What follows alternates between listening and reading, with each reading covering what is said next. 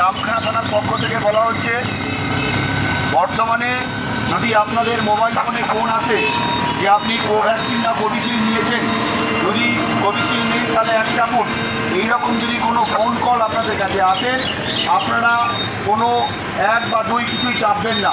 যদি আপনারা 1 বা 2 যাই হোক চাপুন, তাহলে কিন্তু আপনাদের যে অ্যাকাউন্টের সঙ্গে ওই মোবাইল নাম্বারটা লিঙ্ক আছে, তাহলে কিন্তু আপনাদের অ্যাকাউন্ট থেকে টাকা ডেবিট হয়ে যাবে, অর্থাৎ কেটে যাবে। তাই ঘোষণাটি আমরা আগেই আগাম জানাচ্ছি সুন্দরবন জেলা পুলিশের নামখানা থানার পক্ষ থেকে। যদি আপনাদের মোবাইল ফোনে ফোন এসে ফোন করে বলে যে আপনি কোভিশিল্ড না কোভ্যাক্সিন নিয়েছেন, কোভিশিল্ড নিলে 1 চাপুন, এইরকম যদি কোনো ফোন কল আপনাদের কাছে আসে, কখনোই 1 চাপবেন না বা 2 চাপবেন না, সাথে সাথেই ফোনটাকে ডিসকানেক্ট করে দেবেন।